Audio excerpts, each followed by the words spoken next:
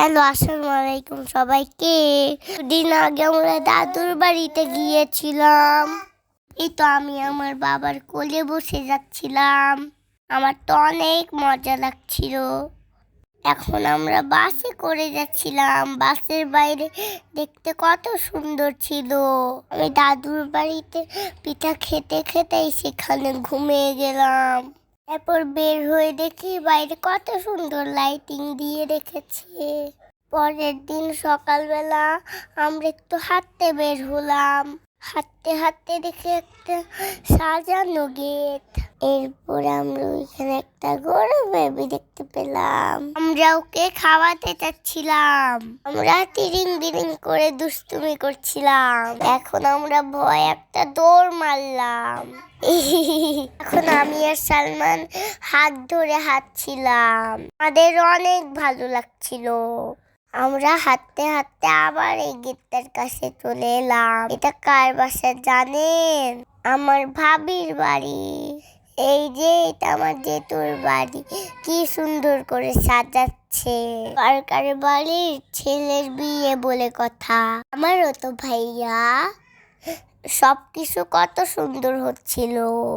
এই যে আমার মেঝো আম্মু হলুদ আর মেহেন্দি বেটে নিচ্ছিল। টানটানা। এই যে আমি রেডি হয়ে চলে আসলাম। আমাকে কেমন লাগছে বন্ধুরা? আর ওদিকে কত আনন্দ। আমার যেহেতু একটু পোষ মেরে নিল। এই যে ভাইয়াকে নিয়ে বাবা দাঁড়িয়ে আছে। আমার ফুপ্পিরা সবাই আছে। এই তো আমরা সবাই মিলে এখানে দাঁড়িয়েছিলাম। আমরা ভেন্যুতে চলে যাচ্ছিলাম। আমার কিন্তু অনেক আনন্দ হচ্ছিল। ওয়াও! এই যে গিয়ে দেখে আমার ভাইয়া সুন্দর করে ছবি তুলছিল। এখানে আমরা সবাই মিলে বসেছিলাম। আমি পচাটা বসে বসে ফোন দেখছিলাম। এই যে কত সুন্দর করে সাজানো বেলুটা। আমরা সবাই বসে ভাইয়াকে দেখছিলাম। কেউ দেখতে কত সুন্দর লাগছিল। যে আমি একটু ছবি তুলতে বসে গেলাম। আমার তো অনেক ভালো লাগছিল এখানে এসে। আমি আর মিনার ছবি তুলছিলাম। বসে বসে পোছ মারছিলাম। আমি চুড়ি নিয়ে ঝনঝন করছিলাম। এখন মিনাছের ছবি তুলে দিচ্ছিলাম। এই যে সালমানও বসে পড়লো। আমি ওদেরকে শিখিয়ে দিচ্ছিলাম। মিনা সুন্দর করে পোছ মারছিল চশমা পরে। বিভিন্ন ভাবে ওর ছবি তুলে দিচ্ছিলাম। এই তো আমার ভাইয়া এন্ট্রি নিয়ে নিল।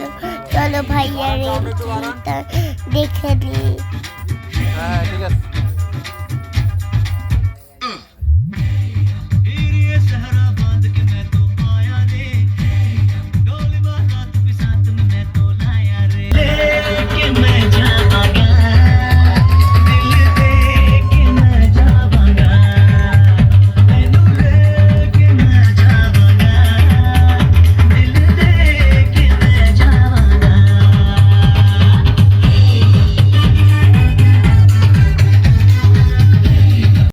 ভাইয়া এন্ট্রি নিয়ে স্টেজে বসে পড়লো।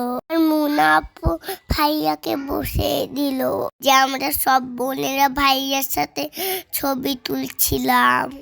কিন্তু সবাই আমার বোন হয়। আমরা সবাই বোনেরা একরকম করে সেজেছি। দেখতে কেমন লাগছে বন্ধুরা?